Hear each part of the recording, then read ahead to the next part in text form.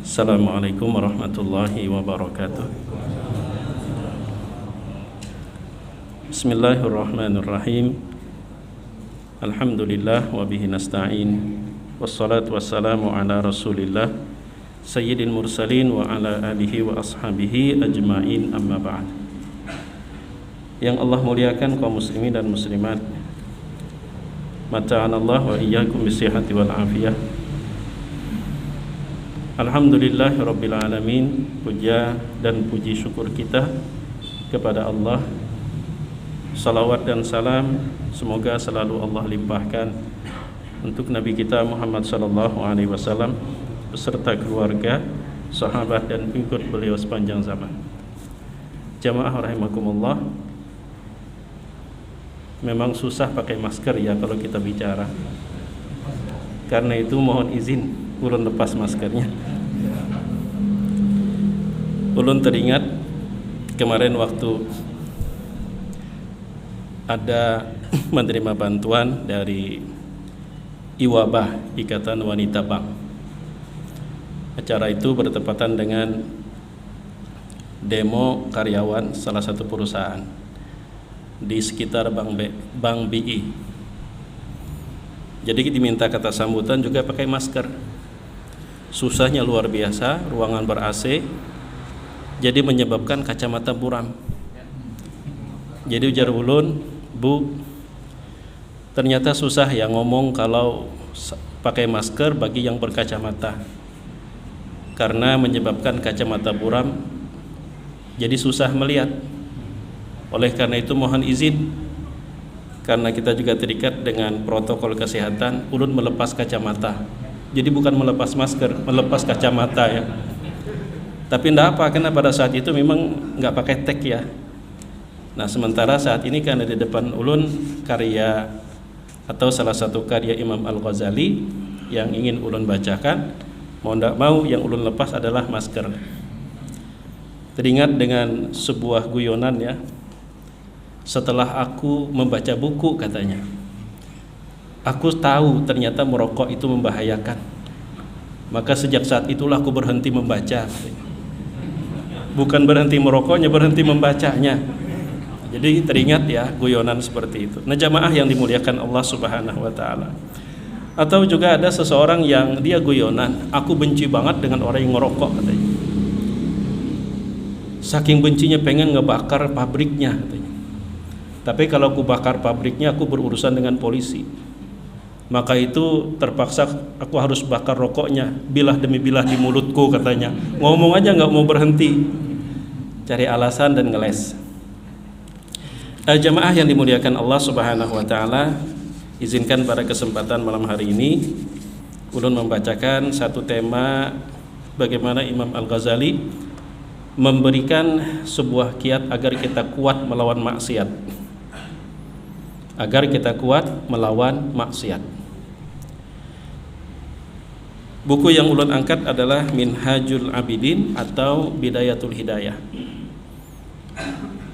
Beliau menyebutkan Al-Qismu Tsani Al-Qawlu fi Jitinabil Ma'asi. Bahagian kedua yaitu keterangan tentang bagaimana kita kuat untuk meninggalkan dan menjauhi perbuatan maksiat. I'lam anna lid-dini syatraini. Ketahuilah, kata beliau, agama itu memiliki dua sisi. Ahaduhuma tarkul manahi wal akharu fi'lut ta'at. Yang pertama, sisi yang pertama adalah meninggalkan apa yang dilarang. Dan yang kedua, mengerjakan apa yang diperintahkan. Dari dua bagian tersebut, yang paling berat itu bukan mengerjakan perintah, tapi yang paling berat itu adalah meninggalkan larangan. Wahwal ashad. Alasannya apa? Fa inna ta'ati yaqdiru 'alaiha kullu ahadin. Karena soal ketaatan itu situasi, keadaan, kondisi mendukung. Semua orang pasti bisa melaksanakannya. Wa tarka syahwati la yaqdiru 'alaihi illa as-siddiqun. Sedangkan meninggalkan, melawan Syahwat hanya orang-orang sejati yang mampu, hanya orang-orang yang tulus yang mampu untuk melakukannya. Kalau kita hanya sekedar melaksanakan perintah tapi larangan tetap kita juga kerjakan, berarti sebagai seorang muslim kita belum utuh. Atau sebaliknya, larangannya kita tinggalkan tapi perintahnya masih belum kita kerjakan, pun juga kita belum menjadi seorang muslim yang utuh. Allah berfirman, a'udzubillahi minasyaitonirrajim, ya ayyuhalladzina amanu dkhulu fis-silmi kaffah. Orang-orang yang beriman, kata Allah, masuk ke dalam Islam itu utuh, jangan setengah, jangan cuman perintahnya doang yang dikerjakan tapi larangannya pun juga tetap dinikmati. Tapi sebaliknya juga jangan cuma larangannya saja yang ditinggalkan sementara perintahnya pun juga ikut-ikut ditinggalkan. Apa yang menjadi perintah Allah laksanakan, dan apa yang menjadi larangan tinggalkan, maka sempurnalah masuk ke dalam Islam. Allah juga berfirman, wa ma atakumur rasulu fakhudhuh wa ma nahakum anhu fantahu. Apa yang dibawa oleh Nabi SAW ambil, dan apa yang dilarang tinggalkan. Jadi nggak cukup kalau cuman setengah-setengah, nggak seperti kita pesan mie ayam ya, atau pesan mie goreng pesan setengah. Agama tidak seperti itu. Kalau masuk sepenuhnya, dan itu konsekuensi. Tapi perlu diketahui, kata Imam Al-Ghazali, bahwa soal kita meninggalkan maksiat, soal kita menjauhi maksiat itu jauh lebih berat. Kenapa? Alasan pertama, kalau taat itu ukurannya kemampuan, dan Allah telah menetapkan kewajiban itu sesuai dengan kemampuan masing-masing. La yukallifullahu nafsan illa wus'aha. Orang miskin nggak diwajibkan berzakat. Orang nggak punya bekal, nggak punya istita'ah, nggak diwajibkan mengerjakan haji. Jadi perintah Allah itu selalu diukur dengan kemampuan. Makanya kata Imam Al-Ghazali, fa inna ta'ata yaqdiru 'alaiha kullu ahad. Soal bentuk ketaatan semua orang bisa, tapi urusan maksiat hanya orang-orang sejati yang mampu untuk menjauhinya. Kenapa? Karena maksiat itu pemicunya, pendorongnya adalah syahwat, dan syahwat nggak pernah kenal dengan kemampuan. Aki-akinya kalau lihat cewek cantik pasti juga tetap nafsu, padahal berjalannya menggatar pakai tungkat. Tapi kalau lihat cewek yang cantik juga masih ada nafsunya, padahal di bawah buka hakim sidin kada kawa. Itu artinya syahwat nggak pernah kenal kemampuan. Nah, oleh karena itu, falidzalika qala Rasulullah sallallahu alaihi wasallam, al-muhajir man hajara as-su'a wal mujahidu man jahada hawa. Orang yang hijrah itu bukan orang yang mengubah style pakaiannya saja. Orang yang hijrah itu, kata Rasul, orang yang berpindah dari hal yang buruk menjadi hal yang baik, yang baik menjadi lebih baik. Kalau ternyata umpama gaya pakaian kita sebelumnya secara syar'i nggak ada masalah, maka ketika hijrah tidak harus dituntut kita berubah, karena memang pakaian sebelumnya juga termasuk pakaian yang syar'i. Tapi hijrah yang sebenarnya hal-hal yang buruk harus kita tinggalkan. Wal mujahid, dan orang yang berjihad itu adalah man jahada hawa, orang yang berjuang untuk mengontrol dan mengendalikan nafsunya. Urusan nafsu saja menggunakan kata jihad ya. Itu artinya jangan pernah kita sepelekan persoalan nafsu, karena nafsu sekali lagi nggak pernah melihat orang itu mampu atau tidak ya. Salah satunya tadi udah bau tanah, udah aki-aki umpama, tapi kalau urusan cewek ngomong juga paling kenceng. Itu artinya syahwat, nafsu tidak pernah mengenal kondisi kemampuan seseorang. Jamaah yang dimuliakan Allah Subhanahu wa taala. Sedangkan kenapa alasan kedua, soal meninggalkan maksiat itu berat, sementara mengerjakan taat itu tidak seberat menjauhi maksiat? Karena ketaatan itu didukung oleh situasi dan kondisi. Salah satu contohnya, orang yang nggak kuat puasa sunnah, kebayang kita buka puasa bersama, kuat jadinya. Atau kubayang nanti kalau ditanya puasa enggak, wah aku jadi malu, teman-teman pada puasa. Kan situasi kondisi mendukung. Tapi kalau soal maksiat cenderung bersembunyi, cenderung menutup diri, cenderung jauh dari orang lain. Jadi kita harus kuat dari dalam diri kita. Memang ada orang maksiat yang kemudian dia pamer, jarang kan, kecuali kalau memang hatinya sudah mati. Orang kalau masih beriman kepada Allah, kalaupun dia terjatuh dalam maksiat, dia berusaha untuk menutupi. Dia berusaha agar tidak diketahui. Nah karena itu, karena dia sendiri, maka tantangannya berat. Tantangannya berat. Sementara kan kalau kita taat salat berjamaah, itu kan karena banyak orang, setidaknya lingkungan orang sekitar mendukung kita. Apalagi umpama kalau ada tetangga yang berbaik hati, dia berangkat ke masjid, umpama lewat depan rumah kita, Assalamualaikum Zulfaqar, Waalaikumsalam, mau kemana aja lu, mau ke masjid, mau ikut, pasti ada ngerasa gak enak. Mau ikut, serba salah ngejawab. Kenapa? Mungkin tadi tidak ada niat untuk salat berjamaah, tapi udah serba salah. Dari situlah kemudian ada muncul rasa malu. Malu aku. Hari kedua gitu lagi, semakin malu. Hari ketiga antara dua, kalau nggak sembunyi atau lebih duluan ke masjid. Jadi kalau soal taat, situasi lingkungan kita sangat mendukung. Karena itu tidak seberat kita meninggalkan maksiat yang mana pemicunya adalah syahwat. Dan orang kalau bermaksiat cenderung bersembunyi selama rasa malunya masih ada. Makanya kalau imannya masih ada, walaupun dia jatuh dalam maksiat, pasti dia bersembunyi, pasti dia menjauh dari orang. Karena itu Rasul mengatakan al-haya'u minal iman. Tapi kalau udah nggak malu lagi pamer dengan maksiat, pamer dengan dosa, nggak malu lagi, itu tanda, mohon maaf, imannya sudah hampir tidak ada. Karena malunya sudah tidak ada.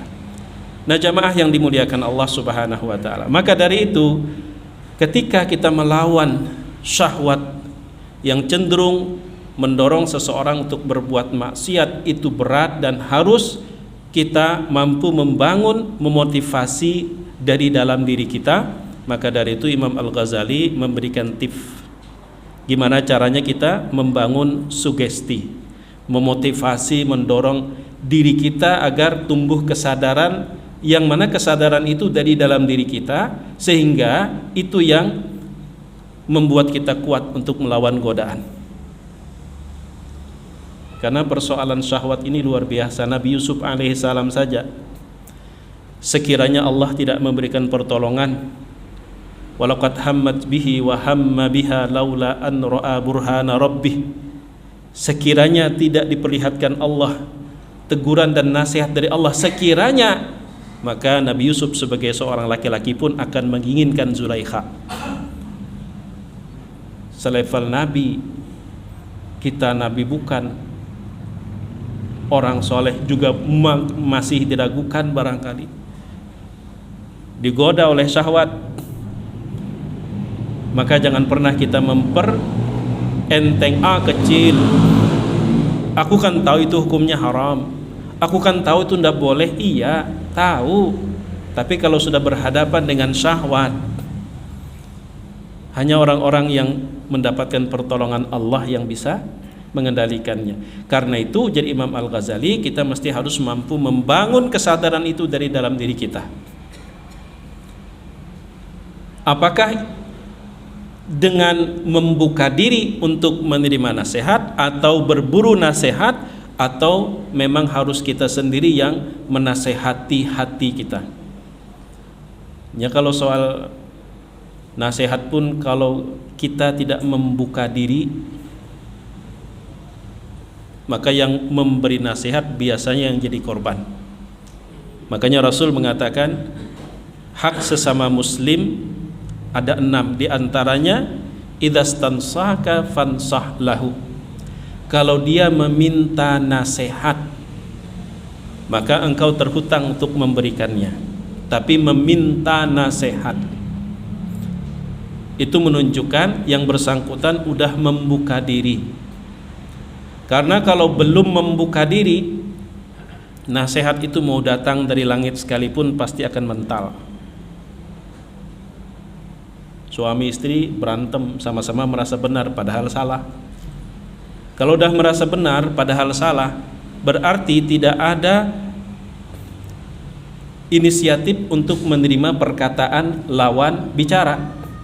Kalau sudah berusaha untuk mempertahankan sikap, berarti kan menutup diri untuk menerima nasihat.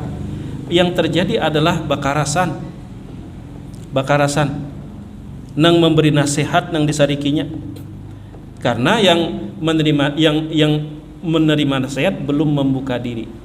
Idzastansahaka fansah lahu. Maka tugas kita dua dalam hal bagaimana kita bisa mendorong, memotivasi diri kita agar kita bisa terhindar dari maksiat. Yang pertama, kalau kita tak mampu untuk memotivasi sendiri, maka buka diri kita untuk menerima nasihat. Buka diri kita untuk menerima nasihat. Syekh Ramadan Al-Buti dalam salah satu khutbahnya, beliau sambil menangis. Apa kata beliau? Aku berdiri di sini mungkin di mata kalian aku tak punya salah. Dan aku punya amanah harus menyampaikan nasihat, padahal aku sendiri sangat membutuhkan nasihat itu. Nangis beliau. Wahai umat Rasul sallallahu alaihi wasallam, jangan kau pandang aku orang yang tak berdosa.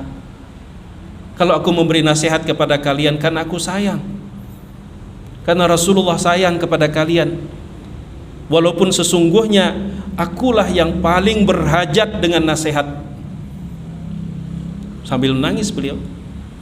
Buka diri kita untuk menerima nasihat. Insya Allah, kalau sudah kita membuka diri untuk menerima nasihat dengan cara tanggalkan keegoan, tanggalkan kesombongan, tanggalkan keangkuhan. Bahkan para salafus saleh itu kalau ngaji yang nyampaikan pendatang baru lah istilah kalau dalam dunia selebritis ya, pendatang baru. Mungkin bisa diukur pengetahuannya pun juga standar, tapi para salafus saleh sekalipun mereka jauh lebih alim, hadis yang disampaikan udah lebih dulu diketahui, maka mereka bersikap seakan-akan ini pertama kali mendengarkan hadis itu. Pertama kali mendengarkan hadis itu, padahal jauh lebih alim dari yang nyampaikan. Maka dari itu ulun yakin ya apa yang ulun sampaikan udah pian ketahui sama-sama. Karena sifat rendah hati membuka diri itulah yang menyebabkan kalimat meskipun tidak dirangkai terdengar indah, dia akan berasa. Tapi kalau sudah kita tidak membuka diri, mati-matian Ustadz mencoba untuk merangkai kata indah agar menyentuh, maka tetap masuk telinga kanan, keluar telinga kiri. Jamaah yang dimuliakan Allah Subhanahu wa taala. Jadi yang pertama, mari kita buka diri kita. Kalau kita menolak atau menutup diri dari nasihat, itu berarti kita harus sadar masih ada kesombongan dalam diri kita. Masih ada kesombongan kalau kita tidak membuka diri. Tapi ketika kita membuka diri untuk nasihat, berarti kita membuka diri untuk kebaikan. Membuka diri untuk kebaikan. Karena nasihat itu adalah agama, ad-din an-nasihah, kebaikan. Nasihat itu kebaikan. Nah, adapun Imam Al-Ghazali di sini beliau membagikan pengalaman bagaimana kita membangun dari dalam diri kita sendiri agar kita kuat untuk melawan godaan syahwat sehingga kita terhindar dari maksiat yang jauh lebih berat ketimbang kita mengerjakan ketaatan. Wa'lam annaka, yang pertama dulu kata beliau begini, ketahuilah annaka innama ta'sillaha bijawarihika. Coba kau fikir dulu, kata Imam Al-Ghazali, saat kau bermaksiat, pasti kau bermaksiat menggunakan anggota tubuhmu, pasti. Dan kau harus tahu bahwa itu adalah nikmat yang Allah berikan kepada kamu. Coba tanamkan kesadaran dalam pikiran kita seperti itu. Lu maksiat, pasti lu menggunakan anggota tubuh yang merupakan nikmat yang Allah berikan kepada kamu, dan itu amanah dari Allah, sehingga ketika engkau menggunakan nikmat tersebut, menggunakannya sebagai alat untuk bermaksiat kepada Allah, apa itu tidak kurang ajar? Apa itu tidak kurang ajar? Kalau bahasa Imam Al-Ghazali, ghayatul kufran, itulah puncak kekufuran. Wa khiyanatuka fi amanatin istauda'aka Allahu, dan itu merupakan pengkhianatanmu kepada Allah. Tanamkan itu dulu.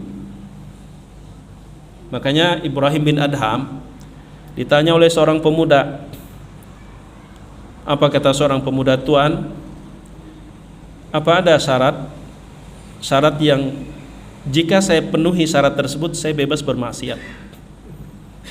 Ada enggak Tuan? Apa kata Ibrahim bin Adham? Ada, wahai pemuda. Lu mau dengar?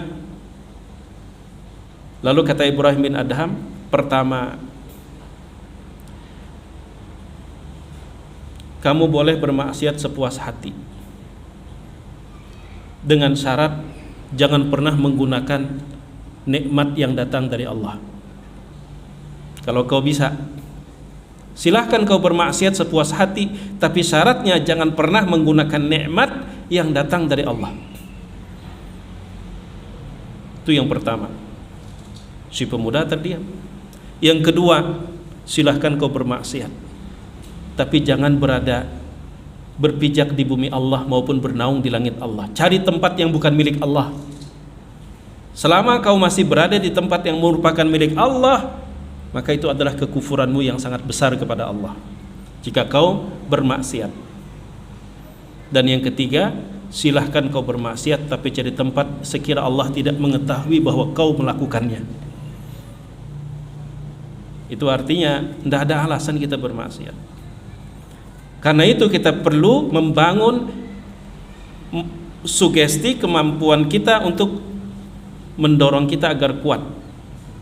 Maka yang pertama ujar Imam Al-Ghazali, setiap kali kamu nyaris terjatuh dalam perbuatan maksiat, kamu mesti harus selalu ingat bahwa kemaksiatanmu itu pasti menggunakan anggota tubuh, dan anggota tubuh itu nikmat yang Allah berikan dan amanah yang Allah titipkan. Kalau kau masih tetap melakukannya, maka kau harus sadar bahwa saat itu engkau telah berkhianat kepada Allah. Dan itulah puncak kekufuranmu terhadap Allah. Sekiranya Allah kasih umpama satu nikmat, lalu nikmat itu hanya sekedar disalahgunakan, itu sudah salah. Tapi ketika nikmat itu digunakan untuk serang balik kepada pemberi, maka itulah suatu kekufuran yang memuncak. Lalu jadi Imam Al-Ghazali, fa'a'dha'uka ra'ayaka, selalu tanamkan kesadaran anggota tubuhmu itu adalah rakyat yang Allah amanahkan kepada kamu. Fandur kaifa tar'aha, selalu kau merenung bagaimana selama ini engkau memimpinnya. Fakullukum ra'in wa kullukum mas'ulun an ra'iyatih, setiap kalian pemimpin dan akan dimintai pertanggungjawaban atas kepemimpinannya. Itu kalau kita mampu untuk sebatas itu melawan godaan.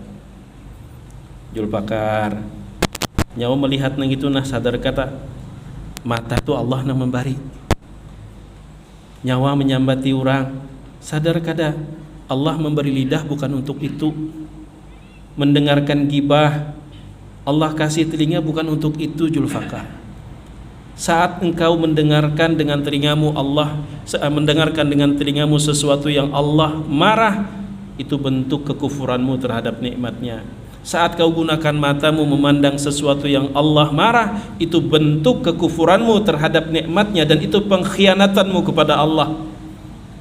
Pengadilan Allah menunggu Julfakar. Kalau umpama belum mampu juga, rupanya nafsunya ganal benar, kalah. Nasihat kita dengan diri kita sendiri kalah, maka nang kayak apa selanjutnya jadi iblis kadada jua nang melihat. Jadi iblis mumpung kesempatan belum tentu ada yang kedua kali. Jadi iblis gampang diatur. Kalah, maka Imam Al-Ghazali memberikan tip yang kedua. Apa kata Imam Al-Ghazali? Kalau tadi adalah membangun kesadaran, sekarang sudah naik ke level ancam dirimu. Kalau tadi kan nasihati dirimu, kalau itu belum mampu, maka tingkatkan kepada level ancam dirimu. Wa'lam anna jami'a a'dha'ika satashhadu 'alaika fi 'arasatil qiyamati bilisanin tariqin dhariqin tafdahuka bihi 'ala ru'usil khalaiq. Namunnya ternyata kalah juga, godaannya luar biasa. Sanggup kita tuntutan anak bini, sanggup juga anak bini mau mengerti tuntutan orang kiri kanan. Apalagi zaman sekarang luar biasa. Ulun punya sahabat, beliau bermasalah tentang sengketa tanah. Jadi ceritanya sedikit ya ulun sampaikan, betapa ngerinya ulun dengan jabatan seorang pengacara dan seorang hakim. Mohon maaf kalau ada pengacara dan hakim, mohon maaf, tapi ngeri setelah ulun mendengar cerita. Ada salah seorang pejabat perusahaan daerah di Banjarmasin terjerat kasus. Masalahnya cuma 150 juta, tapi harus menghabiskan 6 miliar bayar pengacara. Dan ternyata pengacara dengan hakim tawar-menawar. Jadi subhanallah, hampir nangis ulun. Betapa kadang-kadang orang yang berada pada tempat yang salah di waktu yang tidak tepat harus dikuras lagi dengan kasus yang diperjualbelikan,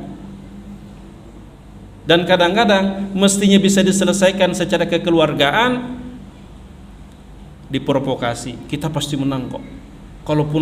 Kalaupun umpama nanti keluar putusan paling 6 bulan, jangan mundur. Ternyata setelah keluar 1 tahun sekian, pura-pura enggak tahu dengan bisikan-bisikan sebelumnya.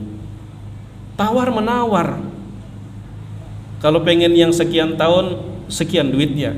Kalau pengen yang sekian bulan, sekian duitnya.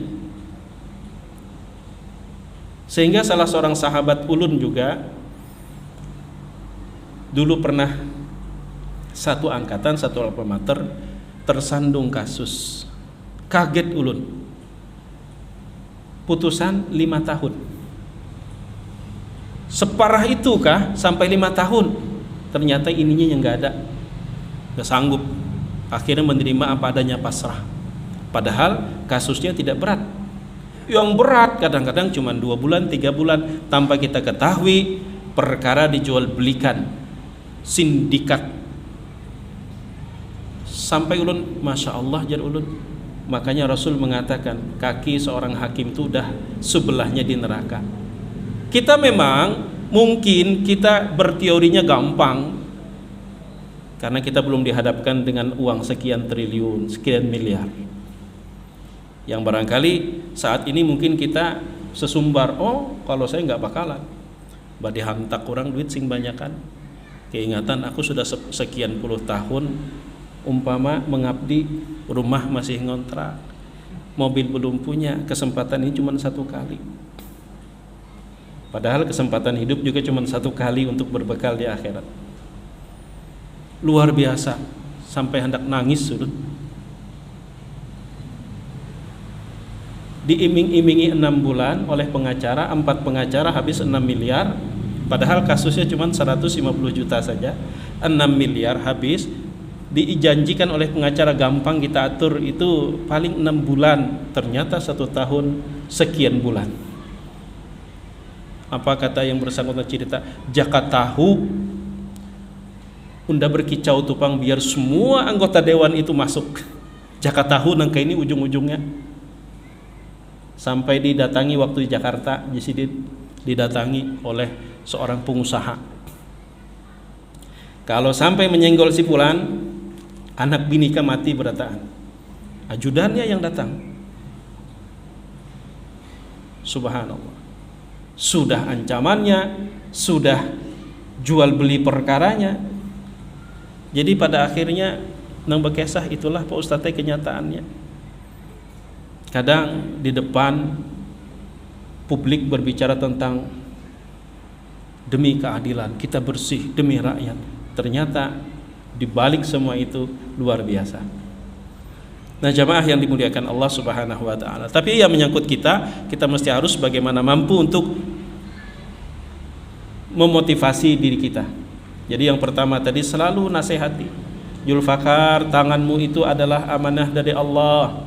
Julfakar, matamu itu nikmat dari Allah. Telingamu itu adalah nikmat Allah, amanah yang akan Allah mintai pertanggungjawabannya kelak pada hari kiamat. Kalau kau gunakan untuk sesuatu yang mengundang murka Allah, apa kau masih punya perasaan dan pikiran waras? Allah yang ngasih, kemudian kau gunakan untuk mengundang murkanya Allah, apa itu tidak kurang ajar, Julfakar? Itu selalu kita bisikan ke dalam hati kita saat kita digoda oleh syahwat, terutama kesempatan ada, kemudian semua situasi keadaan pun juga mendukung, maka itu beratnya luar biasa. Kepikir kita, kapan lagi aku bisi mobil, kapan lagi aku punya rumah, kapan lagi anak-anakku seperti orang. Tambah lagi umpama anakku perlu bayar sekolah, istriku juga sering minta ini minta itu pasti ada. Nah, jamaah yang dimuliakan Allah Subhanahu wa taala, kalau toh ternyata itu belum mampu untuk kemudian mencegah kita agar tidak terjatuh dalam perbuatan maksiat, maka kita harus tingkatkan ke level ancaman. Jadi bukan PPKM saja yang level 1, level 2, level 3 ya. Kita mesti juga harus tingkatkan levelnya. Kalau tadi kita membujuk hati kita, membujuk kesadaran kita, sekarang kita ancam. Apa kata Imam Al-Ghazali? Ketahuilah bahwa seluruh anggota tubuhmu itu nanti akan bersaksi memberatkan kamu pada hari kiamat. Semuanya akan berbicara dengan lidah yang fasih. Semuanya akan mempermalukan kamu di hadapan seluruh makhluk, karena Allah berfirman, yauma tashhadu alaihim alsinatuhum wa aydihim wa arjuluhum bima kanu ya'malun. Pada hari di mana bersaksi untuk memberatkan mereka lidah mereka, tangan mereka, kaki mereka tentang apa yang dulu di dunia mereka lakukan. Kalau semasa hidup lidah bisa berbohong. Makanya Rasulullah sallallahu alaihi wasallam pun ketika beliau menyelesaikan sengketa tanah juga, ujar Nabi sallallahu alaihi wasallam, aku hanya memutuskan sebatas yang aku simak dan aku dengar. Ya, ada dua orang nih. Jangan sikung ulun nang ampunnya, no sikung ulun nang ampunnya. Akhirnya apa? Ujar Nabi, saya hanya akan memutuskan sebatas apa yang saya dengar dari keterangan kalian berdua, dari argumen kalian berdua. Tapi kalian mesti tahu, barangkali bisa jadi ada yang pandai membangun logika, pandai berbicara, padahal dia yang salah. Sementara yang satunya dia tidak mampu untuk berargumentasi, padahal dia yang benar. Bisa jadi seperti itu, ujar Nabi.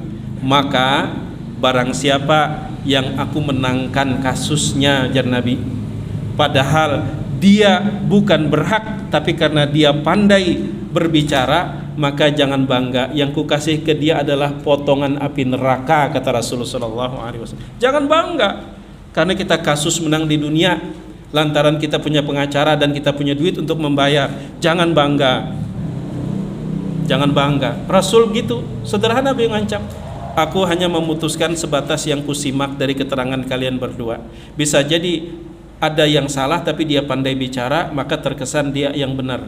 Ada yang benar tapi tak mampu dia berbicara, maka terkesan dialah yang pihak menzalimi. Oleh karena itu kalian berdua mesti camkan baik-baik, siapapun yang kumenangkan kasusnya lalu kuserahkan tanah ini kepada dia, jangan bangga kalau ternyata dia bukan pemiliknya hanya karena dia pandai bicara. Jangan bangga, jangan merasa puas karena ini kuserahkan neraka kepada dia. Akhirnya kada jadi menggugat. Udah ya Rasulullah, ulun kada duanya kada wani. Apalagi kita Masya Allah kadang-kadang soal batas patok perbatasan Nabi, barang siapa yang menzalimi saudaranya sejengkal dari tanah, awas, akan dikalungkan sedalam 7 lapis bumi kelak pada hari kiamat. 7 lapis bumi itu sejengkal, sekilan. Gimana kalau semeter? Gimana kalau 10-20? Mun rasa tak percaya pian nukar rantai nang 50 kilo gantung di sini. Kayak apa rasanya? Bayangkan berapa banyak tanah orang yang kuzalimi, yang kukakat. Apa tidak takut? Kita lanjut ujar Imam Al-Ghazali. Allah berfirman, pada hari di mana bersaksi memberatkan mereka, lidah-lidah mereka, tangan-tangan mereka, kaki-kaki mereka tentang apa yang dulu mereka lakukan di dunia. Allah juga berfirman, al-yawma nakhtimu ala afwahihim, hari ini kami tutup, kami kunci mulut-mulut mereka. Terus yang ngomong siapa? Wa tukallimuna aydihim, tangan yang bicara kepada kami. Wa tashhadu arjuluhum, kaki yang kemudian bersaksi bima kanu yaksibun, tentang apa yang mereka usahakan di dunia. Fahfadh ya miskin, karena itu pelihara nikmat Allah itu baik-baik, karena semua akan bersaksi. Jadi soal kita akan kuat untuk melawan godaan syahwat, itu harus kita bangun dari dalam diri kita. Karena kalau dari dalam diri kita tidak kita bangun, apakah kita membuka diri untuk menerima nasihat, atau kita sendiri yang menasehati diri kita? Kalau itu tidak kita lakukan, nasihat dari langit pun akan mental. Nasihat dari langit pun akan mental. Mun kada diri kita yang harus menasehati diri kita. Jadi yang pertama tadi nasihati Julfakar. Pada saat mata melihat sesuatu yang Allah tidak suka, Julfakar sadang sudah. Ba ingat tuh mata tuh Allah nang memberi nyawa. Kada takutankah nyawa? Bahwa menggunakan mata pemberian Allah untuk sesuatu yang Allah murkai, itu adalah puncak dari kekufuranmu terhadap Allah, itu adalah puncak pengkhianatanmu kepada Allah. Hidup cuma satu kali, nikmat pun juga tidak seberapa, dosanya kau rasakan, kau tanggung sepanjang masa. Mbah kita umpama melihat setengah jam nih itu habis, saya sudah dosanya maka am tersisa. Mbah kita meraba dengan tangan kita sesuatu yang haram, seberapa menit sih? Tapi dosanya akan kita tanggung. Adakah kenikmatan maksiat yang pernah kita lakukan abadi? Tidak ada. Di masa lalu kita sering mungkin terjatuh dalam kemaksiatan. Mungkin saat itu kita merasa nikmat, tapi kenikmatannya apakah sampai terasa hari ini? Tidak. Dosanya yang kita tanggung sampai hari ini. Sebagaimana ketaatan, lelahnya luar biasa. Tapi apakah lelahnya itu masih kita rasakan sekarang? Tidak. Tapi hasilnya akan terus kita nikmati. Nah, jadi kita masih harus mampu untuk menasehati diri kita. Persoalan maksiat jangan pernah kita sepelekan, karena maksiat dorongannya adalah nafsu, dan nafsu tak pernah memandang kemampuan. Jangankan orang nang punya kemampuan, nang kada punya kemampuan aja bisa tergoda. Maka jangan disepelekan. Karena itu sangat masuk akal kalau ternyata menghindar, menjauhi kemaksiatan yang dilarang oleh Allah jauh lebih berat. Jauh lebih berat. Karena tadi alasannya pertama, ketaatan perintah itu diukur dengan kemampuan. Bila sudah di luar kemampuan, kada diwajibkan lagi. Makanya setiap orang mampu. Tapi kalau soal larangan itu nafsu, nafsu itu akan menghinggapi siapapun yang kada mampu. Subhanallah, kalau pian berhaji pernah, mudah-mudahan yang belum akan diizinkan Allah untuk berhaji. Itu kalau sudah musim wukuf di Arafah, melihat kan nang kutung-kutung di jalan minta sedekah, nang nikah ini. Itu diantaranya karena akibat potong tangan. tapi tidak pernah berhenti kadang-kadang karena nafsu. Karena nafsu. Dipotong tangan sebelah, masih aja lagi, potong lagi, masih aja lagi, hakut baku yakat bahasa kitanya berjalan tetap. Karena itulah nafsu. Nah, jadi yang pertama kenapa tadi nafsu, kenapa meninggalkan larangan itu berat? Karena nafsu itu tidak pernah pandang umur, tidak pernah pandang kemampuan. Orang yang tak mampu pun juga tetap masih kadang-kadang didorong oleh nafsu. Sedangkan ketaatan itu diukur dengan kemampuan. Di sisi lain, ketaatan itu didukung oleh lingkungan dan kawan. Salat berjamaah, kemudian juga qiyamul lail, apalagi umpama kita aktif di jamaah keliling, rasanya malu kita kalau kada hadir lawan kekawanan.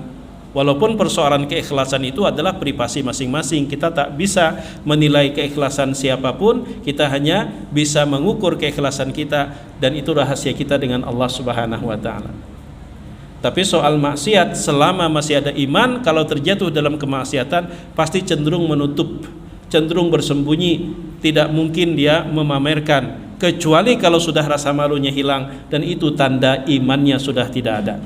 Al-haya'u minal iman. Jadi oleh karena itu, cara kita memotivasi pertama bujuk dulu, kalau ternyata itu belum mampu maka ancam. Jadi bujuk, Zulfaqar, matamu itu nikmat dari Allah, tanganmu itu nikmat dari Allah, kemudian juga kakimu amanah dari Allah, bahkan apa yang ada di tubuhmu semuanya adalah pemberian Allah. Kalau kau gunakan untuk bermaksiat kepada Allah, berarti itulah puncak kekufuranmu terhadap Allah, itulah pengkhianatanmu kepada Allah. Itu dulu dinasehati. Ternyata kada mampu, Zulfaqar, jangan kau kira itu tidak ada yang tahu. Semua yang kau gunakan, tangan, mata, semua yang kau gunakan bermaksiat nanti akan bersaksi memberatkan kamu atas apa yang kamu lakukan. Jangan kau merasa selamat ketika tidak ada yang melihat, bahkan CCTV dimatikan umpama di kilometer 50 misal. Tapi Allah telah menitipkan mata-matanya, tangan akan bicara, mulut akan bicara, mata, telinga, kaki, tangan, semua akan bicara, akan bersaksi di hadapan Allah. Dan saat itu mulut kebohongan sudah tidak mungkin lagi berkata, karena udah Allah kunci. Al-yawma nakhtimu ala afwahihim wa tukallimuna aydihim wa tashhadu arjuluhum bima kanu yaksibun. Jadi barangkali ini yang dapat ulun sampaikan. Mohon izin ulun simpulkan. Pertama, bahwa belum sempurna menjadi seorang muslim kalau hanya perintah yang kita kerjakan, tapi larangan pun masih kita lakukan. Sebaliknya juga belum sempurna sebagai seorang muslim kalau larangan kita tinggalkan, tapi ternyata perintah masih banyak belum kita kerjakan. Maka apa yang menjadi perintah Allah kerjakanlah dengan sebaik mungkin, dan apa yang menjadi larangannya maka jauhilah sejauh mungkin. Dari dua hal tersebut, meninggalkan larangan jauh lebih berat ketimbang mengerjakan perintah. Karena pertama, kalau perintah itu ukurannya adalah kemampuan, sedangkan larangan itu selalu identik dengan nafsu yang tidak pernah kenal batas umur maupun kemampuan. Yang kedua, ketaatan itu, perintah itu selalu didukung oleh lingkungan, teman-teman, sementara maksiat itu kalau tidak yang bersangkutan mampu mendorong, memotivasi diri sendiri, dia akan rapuh di hadapan maksiat. Karena orang yang bermaksiat itu cenderung bersembunyi, cenderung berusaha menutupi. Karena bagi orang beriman, ketika dia terjatuh dalam kemaksiatan, rasa malunya itulah yang membuat dia untuk menutupi. Tapi kalau ada orang yang bermaksiat kemudian dia tidak pernah merasa malu, bahkan dia pamerkan, itu tandanya imannya sudah hilang. Karena Rasul mengatakan al-haya'u minal iman. Nah, cara kita untuk memotivasi diri kita agar kita kuat melawan godaan syahwat, pertama, beri nasihat bahwa apapun yang ada di tubuh kita, anggota tubuh merupakan nikmat dan amanah dari Allah. Ketika kita gunakan untuk bermaksiat, berarti itulah puncak kekufuran, itulah puncak pengkhianatan kepada Allah. Kalau ternyata masih rapuh, kita belum mampu, maka tingkatkan ke level ancaman, bahwa apa yang kita gunakan bermaksiat, baik tangan, mata, telinga, semua akan bersaksi nanti di hadapan Allah Subhanahu wa taala. Faman ya'mal mithqala dzarratin khairan yarah wa may ya'mal mithqala dzarratin syarran yarah. Tidak ada kebaikan sekecil apapun yang tidak membawa hasil baik, dan tidak ada keburukan kejahatan sekecil apapun yang tidak diadili di hadapan Allah Subhanahu wa taala. Ini yang dapat ulun sampaikan. Umpama ada salah hilapnya mohon maaf. Terima kasih atas waktu dan kesempatannya. Jazakumullahu khaira. Subhanakallahumma wa bihamdika asyhadu an la ilaha illa anta astaghfiruka wa atubu ilaik. Wassalamualaikum warahmatullahi wabarakatuh.